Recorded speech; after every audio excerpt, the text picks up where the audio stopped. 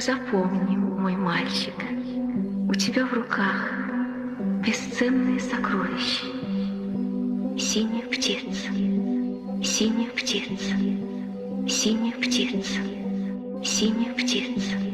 Синюю птицу нельзя купить или продать. Ее можно только подарить. Только подарить. Только подарить.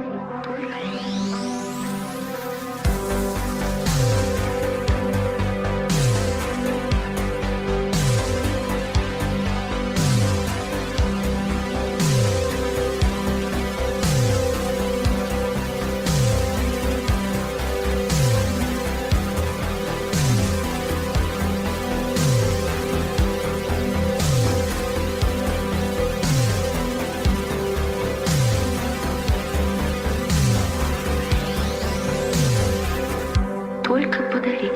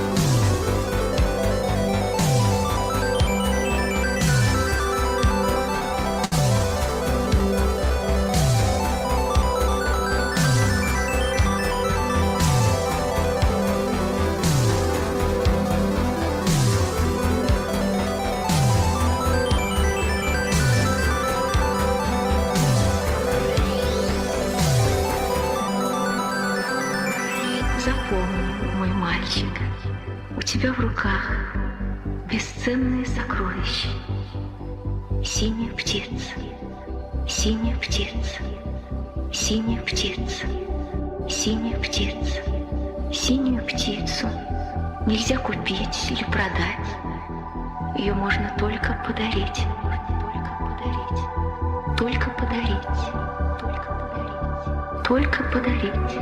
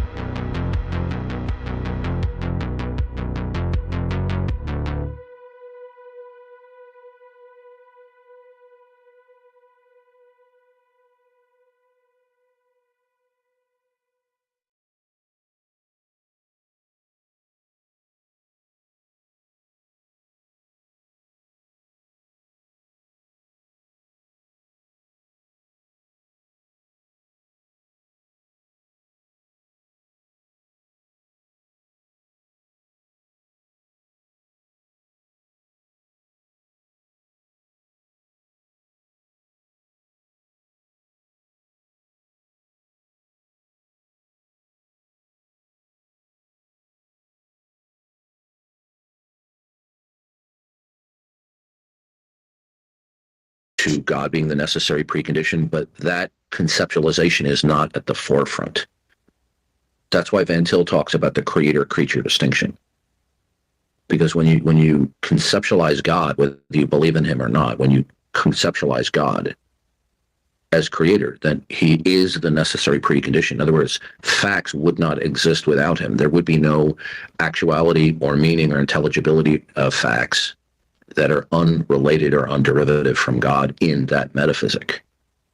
Well, that guy you were talking to rejoined. Maybe you want to just skip to how he's asserting facts without as meaning that they're non-derivative of God. I was saying that guy's rejoined. Maybe you want to skip to how he's. No, I'm done with him. I gave him a number of opportunities, and he just wants to do the usual wall of words. Okay. I mean, I'll give him one more chance because you requested, but it's not going to go well because he's already demonstrated he's a creature of habit. Well, can we skip over the semantic dispute? So do you understand that you are using the word atheism in a way that makes it indistinguishable from the agnostic claim? Yep. Good. So why are you using a word in a non-standard way when there's a standard term that provides for clarity? Well, why don't you identify as an agnostic? Why not? I don't know. Yeah, I know. Of course you know. You do know, but you just say you don't know. No, you're identifying with atheist because that's your true position. But you want to bastardize the definition of atheism and then start talking about polysemousness, because defining atheism as a lack of belief insulates yourself from having to defend what your real position is. Your real position is God doesn't exist. And by the way, agnosticism also constitutes, upon examination, the implicit, indirect denial of God, although it is not an explicit or a formal denial of God. So either way, whether you identify yourself as an atheist, regardless of how you define it, or you take the high road, a higher road, and identify as an agnostic. Either way, you're denying God. Do you understand? And if you don't, I'll be glad to explain it to you. Yeah, I understand. Why do you understand that the agnostic claim is, upon examination, an indirect denial of God? To me, it doesn't seem so, but okay. Well, then I'm going to educate you on this. All right. Okay. So, if I tell you I'm Jeff Bezos, does that settle the issue? Yes. Okay, so I'm Jeff Bezos then. Yeah. Yeah. Mm-hmm. I wanted to talk about God. Do you believe that I'm Jeff Bezos? No, I don't. Why not? Because you don't seem like Jeff Bezos to me. Okay, yeah. So in other words, not all claims are self-justifying, are they? Yeah. Okay, so an agnostic is claiming that they're suspending judgment. Is it possible that although the agnostic claims to suspend judgment, and by that meaning they neither affirm nor deny God in any way, is it possible that the agnostic could be affirming one or more propositions that may I finish, please? Yeah, of course. What would be the proposition I was referring to? I didn't even explain it. I think you say they make the proposition that the non-God world is possible. No, you're not understanding. Listen to me. No, you didn't. You see, you keep on jumping in.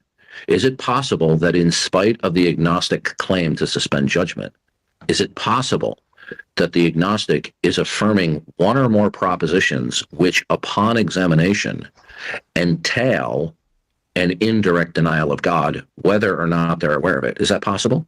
That could be, yeah. Okay, well, it's not only possible, that's exactly what they do. Because an agnostic has decided from the get-go that God is unworthy of affirming as the necessary precondition when invoking facts. Okay. Right?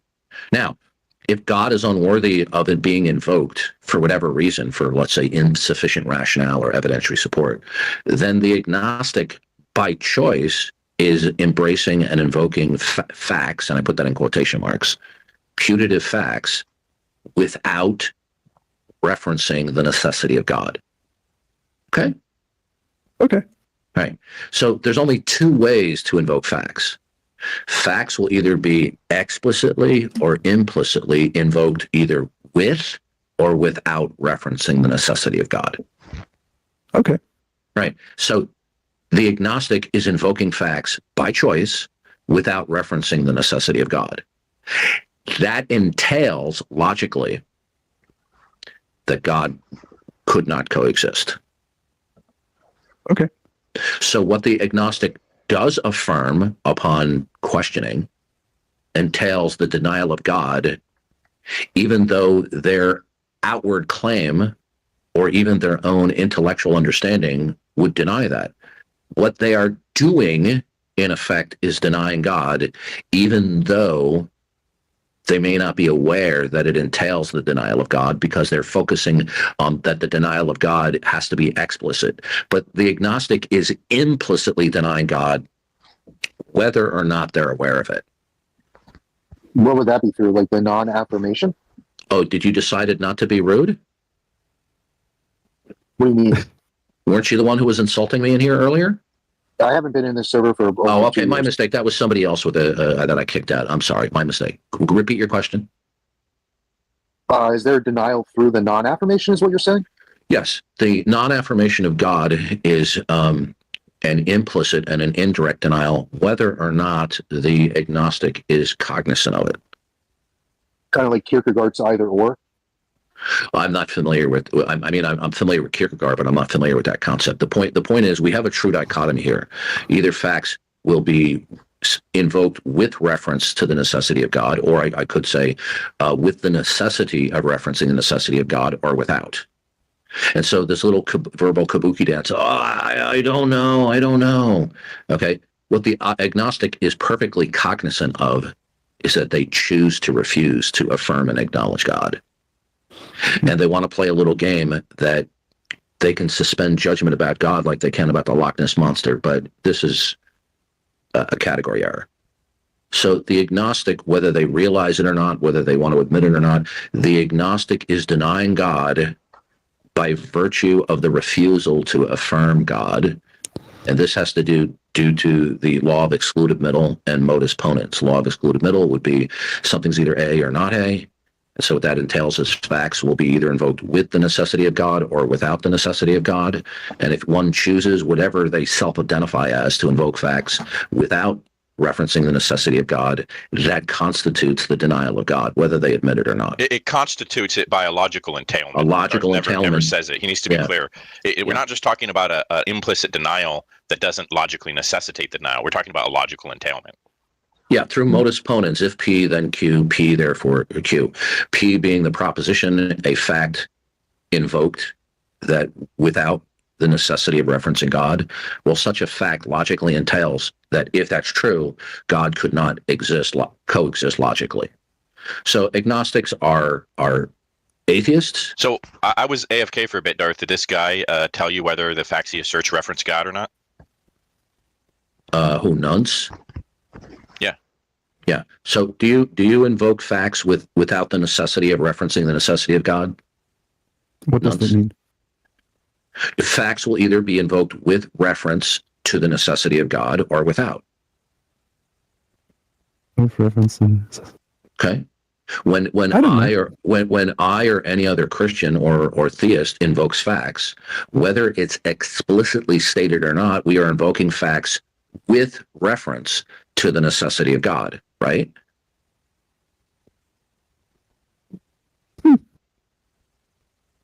I don't know. I wouldn't say that I reference facts. Yeah. Put on your thinking cap here. Okay. When I invoke facts because I'm a theist, I'm invoking facts either explicitly or implicitly, formally or informally, direct or indirect. I'm invoking the way he facts. means the fact that he's asserting. Yeah. In There an are unspoken manner.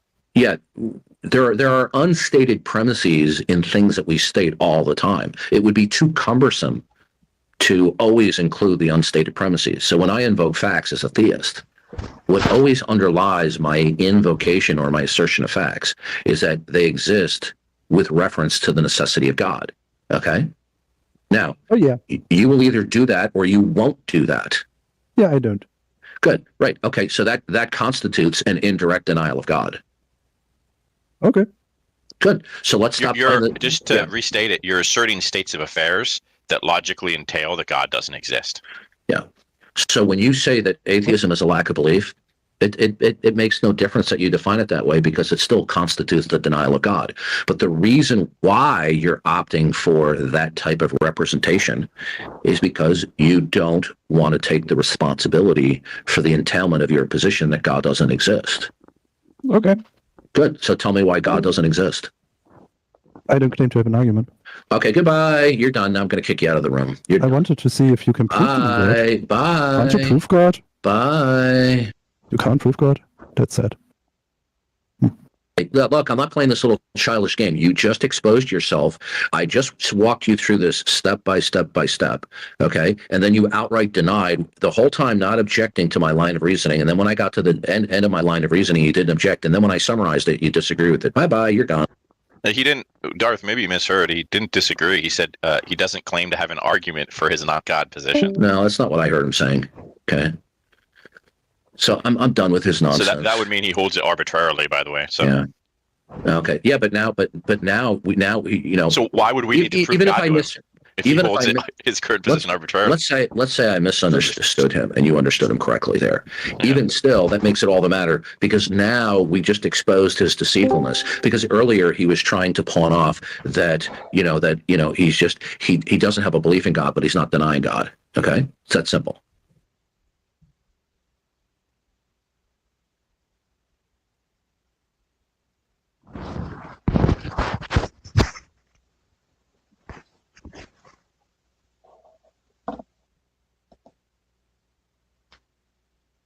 Can you unmute Skylar? Yeah, we just flushed that turd down the toilet. That little foul-smelling Skylar Fiction bowel movement just got flushed down the toilet. Did you ever see Skylar Fiction's debate with Andrew from The Crucible? No, I didn't. Do you have a link to it? I can look it up. It's not much of a debate. It's like him spurging out. Well, what else is new? He's a piece of garbage. Hello? Yeah. Hey, Darth Dorkins, it's a pleasure to be speaking to you today. Oh, I'm glad you're happy. Are you an atheist? Yes, I am, sir. Why? I personally don't believe that there's any evidence to prove that God exists. Okay. What is your evidence to believe that all facts exist for some other reason? Sorry? Yeah, you will either you have a belief that facts simply exist for some other identifiable reason, right? Mm-hmm. Okay, so what's the evidence for that? Is it bad to kill children, Darth Dorkins? What's that?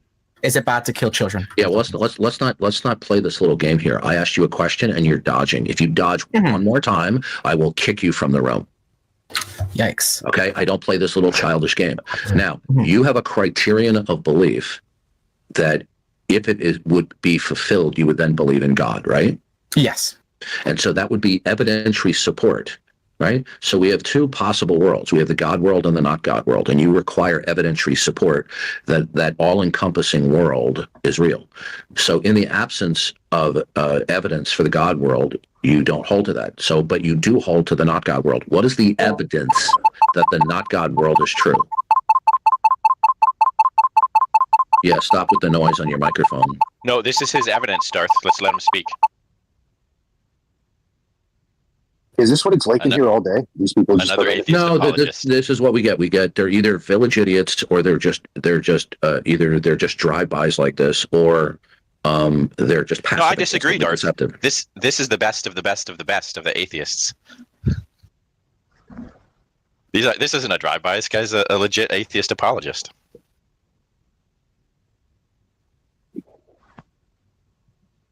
Yeah, I don't get it. No, this is what they do. Okay, this is what I say every single day. This is what they do. Then they kick them. People don't think about what they're going to say before they come in here, and they just come in here and say random bullshit. No, most atheists that you will encounter, they're not dealing with people that are at a higher, sophisticated level of philosophy and theology, and individuals who have a great deal of experience in dealing with these issues. And so they think that their usual cafeteria table antics, or rhetoric will be impressive, but it's not. It really comes. It's their rhetoric, their line of reasoning is colossally stupid. But then when you walk it through it with them, they either they don't care about the clear analysis, or they just become evasive, deceptive, or just belligerent. This is what they do. They don't care. They're utterly shameless. They have no reputation to protect. Okay. Because they don't have like a moral standing or like a. Well, that's a part of it, but it's also I've said to people in the past that when you try to influence some people in your personal lives, you can be effective if you have some type of leverage. Okay, like if you're an employer, because the employer can say, "Hit the road. Don't let the door hit you on the way out. You're fired." Okay, or if somebody has something that you really want from them, and then you may tend not to be an asshole to them because you don't want them to deprive you of what you want. It could be friendship, it could be love, it could be money. Okay, these people are notoriously and routinely dishonest, and they just say the stupidest crap. Oh, well, atheism is just a lack of belief. I mean, this is junior high school level tactics. Okay. Atheism is the denial of gods, period. Defining it as atheism is a term that simply encompasses a psychological state wherein it's a mere absence of positive belief is childish, because they don't want to defend what the historic or the standard definition of atheism is, that there are no gods, or there is no God. So they define atheism in an ambiguous way, lacktheism, which makes it indistinguishable from agnosticism. So the funny thing is, the atheists are claiming to be atheists, but then they imitate agnostic, but the agnostics are pretending not to be atheists when in fact they're atheists. Because you have to either affirm the existence of God or yeah, whatever comes out of your mouth, okay, my mouth, your mouth, will either be, and this is an important qualification here, I'm not trying to be, verbose. It will either be explicit or implicit, meaning it's not overtly stated, but it's inherent. When we speak, it will either be with reference to the necessity of God or without. So this type of analysis circumvents the verbal vaudeville act of, I don't know, I'm not saying God doesn't exist. No, yeah, you're not saying God doesn't exist explicitly, but you're implicitly denying God by your refusal to affirm him, and consequently you're invoking facts by choice without referencing the necessity of God, which produces and by the way, Parakeet, I always appreciate when you correct me on bringing clarity to this, that because of it, by what you do affirm, by logical entailment, God wouldn't exist. Would someone be able to say, I don't know, I am not equipped enough to know whether or not God exists from a mind frame where God exists, or from a worldview? Are you a Christian? I'm not dodging your question, by the way. I don't necessarily hold any sort of denomination. Okay. I'm not going to jump on you if you're not. Okay, I just want to say, so the Christian view, which I hold staunchly, is that everybody, once they reach a certain age, they know God exists, but they will either choose to retain that which God has made them to know, or they will choose to suppress it by adopting a figment of their imagination, which is an alternative metaphysic, that the world just exists with ultimate impersonalism. Okay, ultimate impersonalism, as opposed to ultimate personalism. Ultimate personalism is a world where what is ultimate to everything is the personal being, the mind of God. Okay? If that is not accepted, then somebody will be invoking facts contextually to ultimate impersonalism, which constitutes the denial of God. It makes no difference that they don't understand it. They do understand it to a certain degree. They may not understand it in a way that they might be able to articulate it clearly. But the bottom line is, they know they're denying God, but they can't defend the denial of God. They've decided that God is unworthy of being affirmed as being the creator for whatever reason, but they want to play this little game. I just don't know. So like I said, many atheists who claim to be lacktheists are just simply, pretending to be agnostics while claiming to be atheists, and the agnostics are claiming not to be atheists, but they are in fact atheists.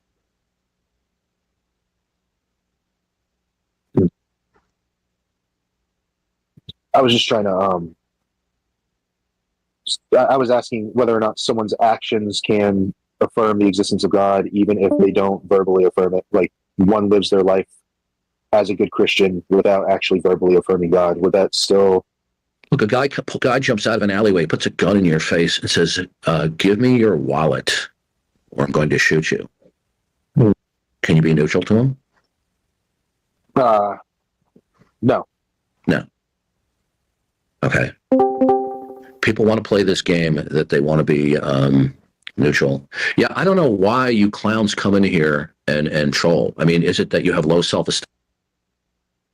Are you claiming I'm trolling? No, I'm talking about this guy, Darth White Belt Debater. Oh. Do you have something to say before I kick you out of the room, clown? Yeah, do you disagree with the... All right, hold on a second. My headset just went out. I got to switch my earpiece.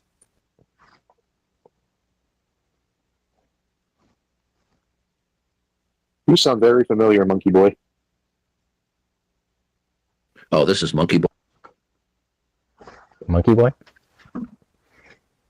Is this Monkey Boy? Yeah. Yeah, that is Monkey Boy.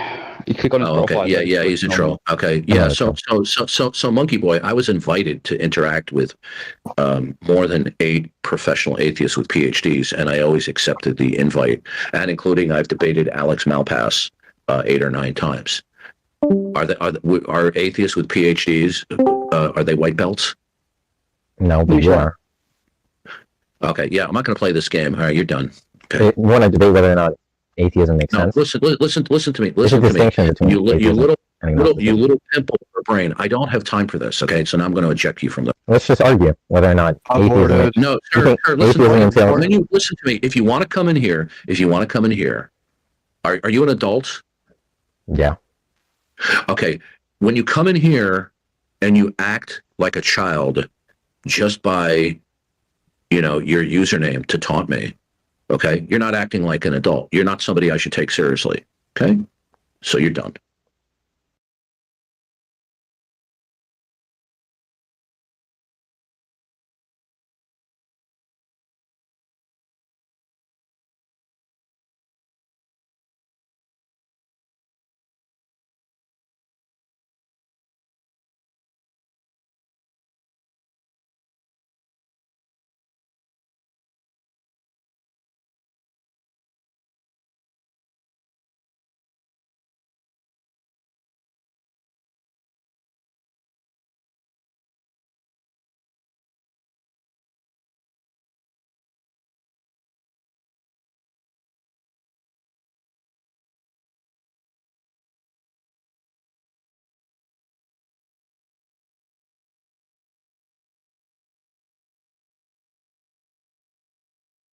The unbeliever.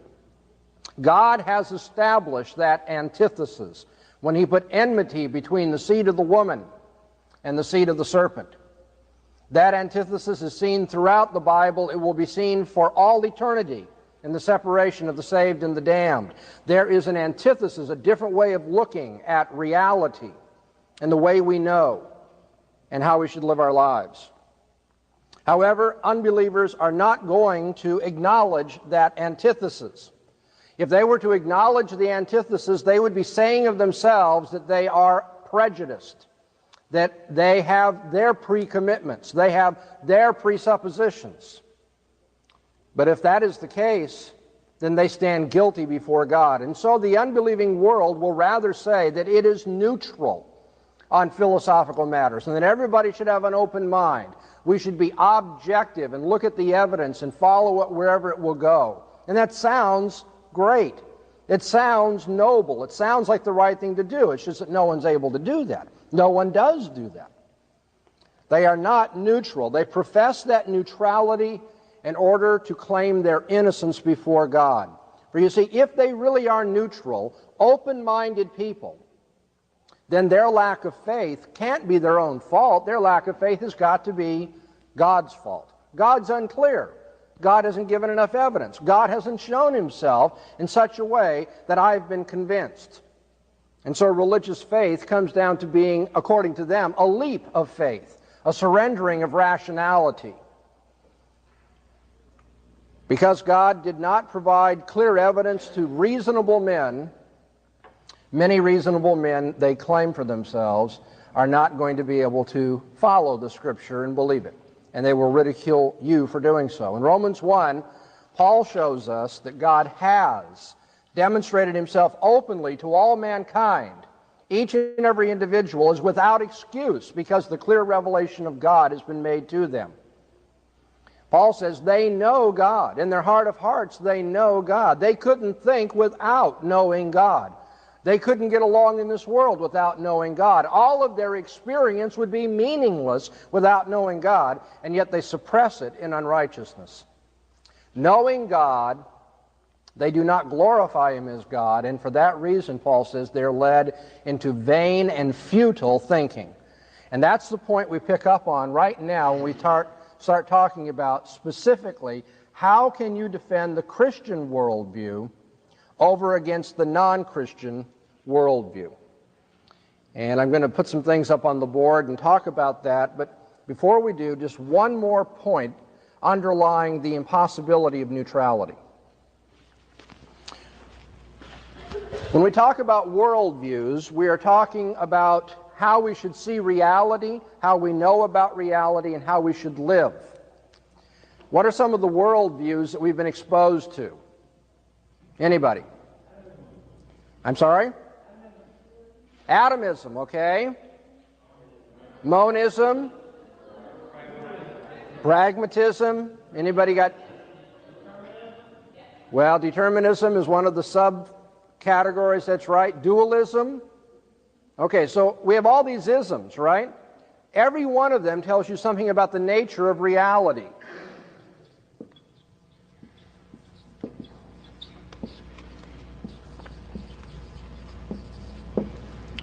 Every one of these worldviews tells you something about the nature of knowledge, how man knows what he knows. And every one of these worldviews tells you how you should live your life and what attitudes you should have, tells you about ethics. Now, some people have suggested that in order to choose between worldviews, what you should do is, first of all, establish your theory of knowledge. That is, get an epistemology. Remember that word? It's going to be on the quiz. Epistemology, theory of knowledge, the nature and limits of human knowledge. They say we should work out a theory of knowledge and then apply that theory, that method of knowing, to the facts of experience, and then decide what reality is all about. So very simply, you've got something of a two-step procedure here. You get your epistemology without any metaphysical commitments or prejudices, and then you apply your epistemology to gain some kind of metaphysical conclusion. Is reality one? Is it made up of two kinds of things? Is it a bunch of atoms of matter? If you want to know the nature of reality, it seems to some people reasonable that you should first of all decide how we know what we know, and then ask, what do we know about the nature of reality? And you're going to be exposed to that so often, and it's taken so much for granted, even by many Christian apologists, that I'd like to take just a moment and give you a little hokey illustration to show you why that cannot happen. One cannot choose a theory of knowledge without, in some measure, presupposing already something about the nature of reality. In fact, what I would argue is one first chooses a worldview where there is an epistemology and a metaphysical outlook that in some measure are coordinate with each other. It is not an accident in the history of philosophy that people who had a philosophy such as Plato's, an idealistic philosophy, also came up with the intuitionist or rationalist epistemology. Because they thought that the realm of ideas and ultimate truth was outside of time and space, It only made sense then that their theory of knowledge would rely upon intuition of those things that go beyond human experience, or rational concepts which are clear and distinct and all men know innately, rather than knowing them from the observation of the world and their experience. And in the history of philosophy, it is no surprise that those who have denied that kind of thing and have said this world is all there is, have come up with what we call an empirical epistemology, a theory of knowledge that is based on observation and experience. Whatever we know through our senses. Because this world around us, the world of time and space, the physical domain, is all there is, there ain't no more. And so you mustn't have the naive idea, which even some of your professors will teach, that you can choose your epistemology with a kind of neutrality toward whether there's a God or what the nature of reality is. You choose your epistemology and everyone comes to agree on what the method of knowing will be, and then we all take that method of knowing and we apply it to the world and we find out what reality is all about. So here's a hokey little story to show you why that's impossible. Let's imagine that you have an apple orchard, and you've got a lot of apples coming in and you want to sell these apples, and in order to do so, you're going to have to sort the good apples from the bad apples. Because if you just dump any number of apples indiscriminately and arbitrarily into a box, try to sell them, you're going to find that the produce people who turn around and sell this to the public would be very unhappy with you. They don't want to buy a box that arbitrarily has bad apples in it. And so in order for you to make money selling your apples, you're going to have to sort the apples. And so you devise a machine that sorts the apples. And you dump all of your apples into this machine, and I don't even know what the internal guts of this thing would look like, but the apples go in this side, and then the machine does its work, and then the good apples come out over here into one bin and the bad apples into another bin.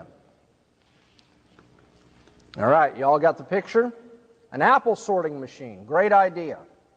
We want to determine the good apples from the bad apples, and what we're going to do is devise a machine to do that for us. Now that machine, in the broadest sense, is a method of apple sorting. Right? That machine pursues some procedure or method whereby the good and the bad apples are separated. And now here's the $64,000 question. Are you all awake? Would it be possible to devise such a machine, that is, put together such a method, if you did not know in advance a good apple from a bad apple? What if I was new to this whole realm? Let's say I had never been exposed to apples in my life. I hardly knew what an apple was. And I inherit this orchard. And then I'm going to build a machine that separates the good apples from the bad apples when I know nothing about apples. What's the likelihood of success? Oh, nearly zero. I suppose if this universe has any kind of randomness to it, I might accidentally make a machine that does it. What I'm getting at is, if you don't know something about apples to begin with, you can't devise a method for separating them. And in the same way, if you don't know something about the universe to begin with, if you don't know something about reality to begin with, if you don't know something about the difference between truth and error about the universe to begin with, you can't devise a method that separates the true conclusions from the false conclusions about reality, can you? You can't even devise an epistemology, an apple sorting machine, unless you already know something about reality. You already know something about the apples to begin with. Everyone begins with a worldview. Everyone begins with a certain view of reality. And in terms of that reality, or that perception, that conception of reality, you devise your epistemology, your theory of knowledge. And so neutrality is indeed impossible. What I've been arguing against here is called philosophical Methodism. It has nothing to do with the Methodist Church. Philosophical Methodism is the view that method takes precedence over every other consideration in philosophy. One first gains a method of knowing, and then you argue about ethics. Then you argue about metaphysics. And the apple sorting machine story was simply to illustrate the impossibility of philosophical Methodism. Nobody has a theory of knowledge that is neutral. All right, so we've gotten the point across that no one is neutral. We've gotten the point across that people have worldviews that control their thinking. And now the question that was asked last night, and I said you have to sleep on it, well, what are we going to do then when two worldviews come up against one another? How are we going to argue with the unbeliever? You need to realize that every system of thought has a starting point which verifies itself. And that's not the sort of thing you're going to hear at the university. People don't like to admit that, but it's inescapable. Every system of thought has what we call a self-attesting authority for itself. For you see, every system of thought, when it develops its apple sorting machine, is going to have to verify and verify and verify the claims that are made, but eventually it's going to stop verifying and saying that's just it, that's the obvious. Because no argument runs on and on and on and on. Every system of thought gets to the place where they say that's the most basic standard for knowing. And then if you ask the question, well, how do you know that that's the right standard? A person is either going to have to offer that standard as the verification of the standard, or is going to look at something else outside of that standard to verify the standard. Now, if you look at something outside of that standard, is the standard the ultimate one? Obviously not, because what you look at that point becomes more ultimate than what you called your ultimate standard. So now we got to start the question all over again. Now that thing that you appealed to, is it an ultimate standard? If it's an ultimate standard, it is going to have to authorize itself or appeal to something outside of itself. If it appeals to something outside of itself, is it the ultimate standard? No, I mean, this is getting boring, Dr. Bahnsen. Move on. You all get the point, don't you? In the nature of the case, an ultimate standard must authorize itself. And that's why unbelieving systems of thought have to be pressed to see that they have got an ultimate authority for their thinking, just like you have an ultimate authority for your thinking.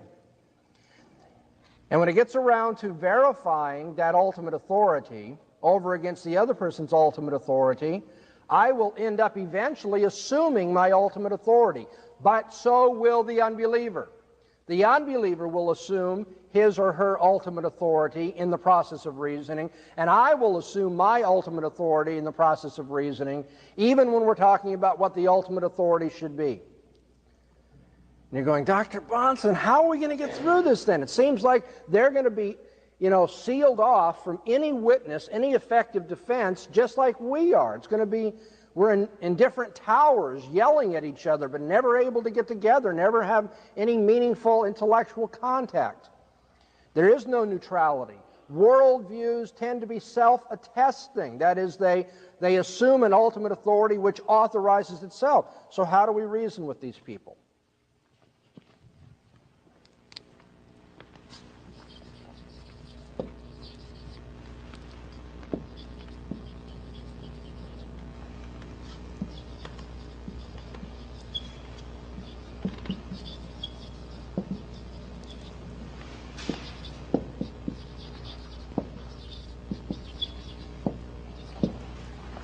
The question that we're going to be asking in one form or another is, which worldview makes human experience intelligible? Which worldview makes human experience intelligible? Which worldview comports with those things that the Christian and the non-Christian both say or do? Earlier today I told you that though there is an antithesis in principle, unbelievers cannot work in God's world according to their own philosophy. They are going to be inconsistent. They are going to say things and do things that do not comport with what they profess about the nature of reality and how we know and how we should live our lives. And so one of the things you're going to be asking is, How is it that what we both want to say about, say, torturing children being wrong, how is it that these things that we hold in common can be true? Which worldview makes sense out of that? Which worldview makes human experience intelligible? Now, in asking which worldview, you know, I'm asking what network of presuppositions about reality, knowledge, and ethics makes human experience intelligible. What do we mean by human experience?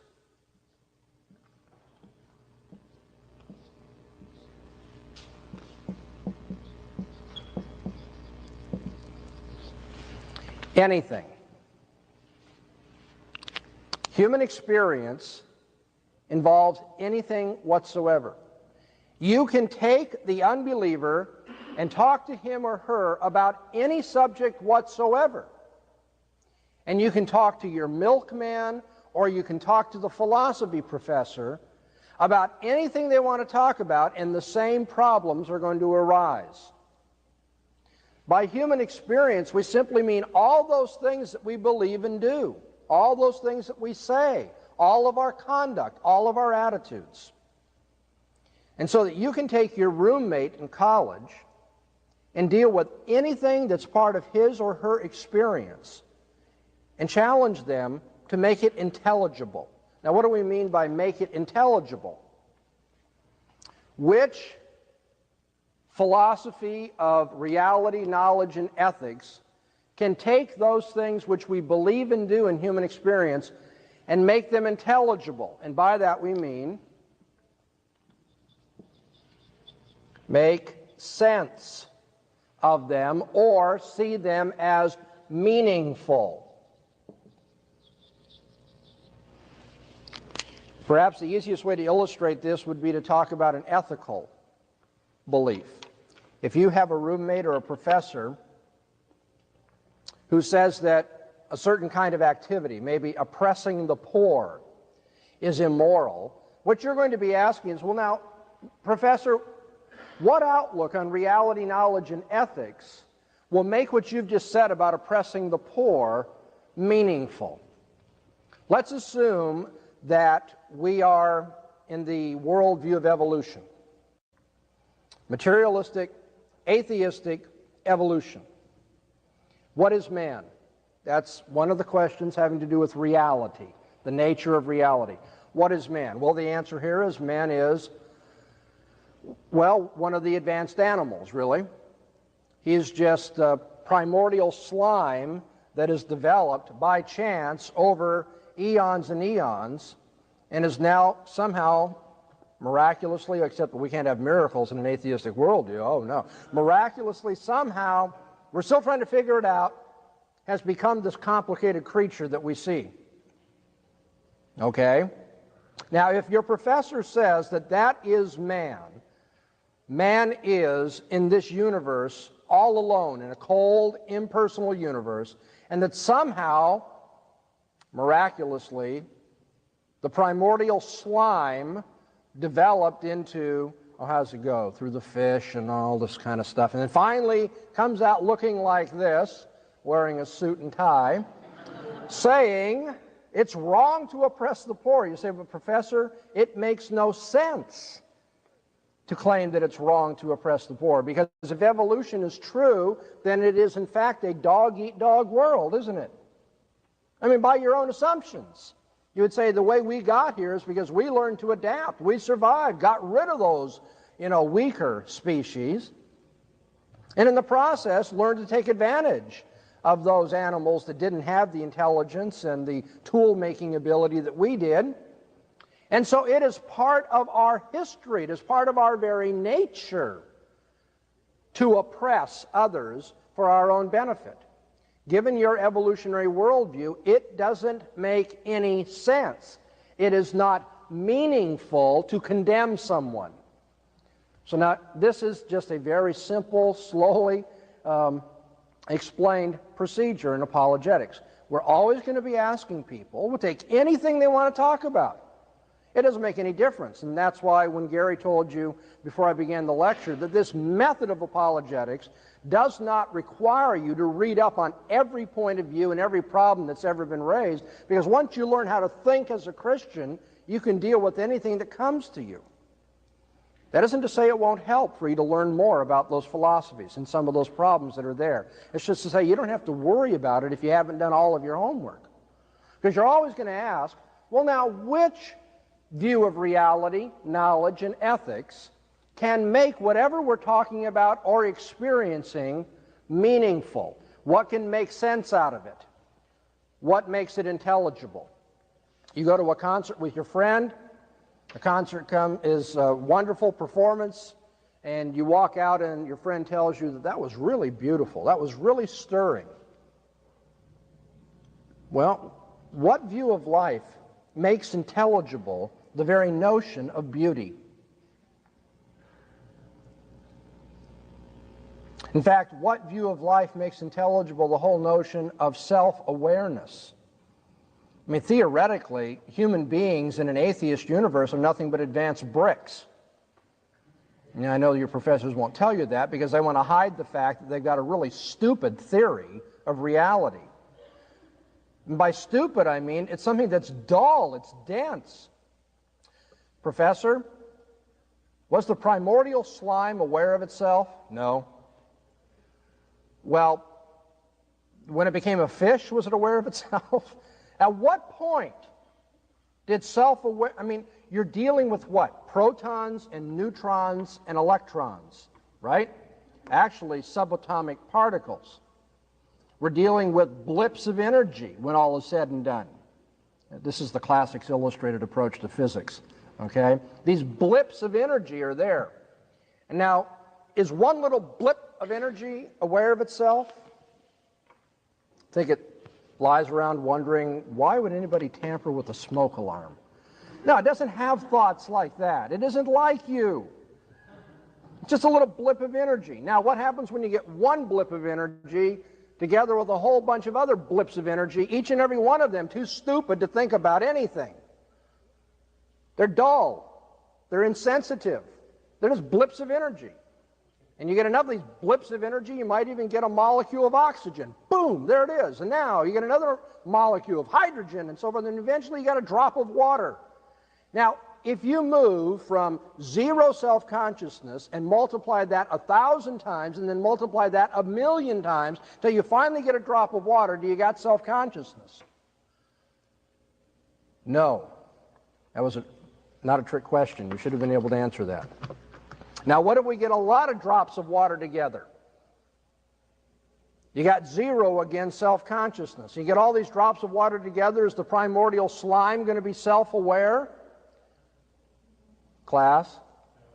No, that's right. Okay, and if you get a lot of primordial slime and things happen to it, like, I don't know where lightning bolts come from on this worldview, but a lightning bolt hits it, and it gets energized, and so now it's energetic primordial slime. In fact, it says it's got to start growing and doing things and adapting to an environment which, come to think of it, is nothing but primordial slime. So what's it adapting to? Well, that's we're working on that one. Multiply that 1,000 times. You got self-awareness yet? No.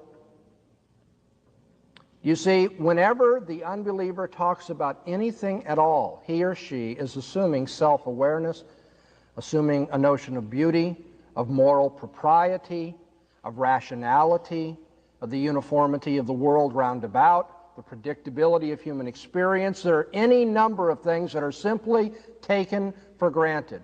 And what you're going to do as a Christian apologist is you're going to ask, what worldview makes sense out of that?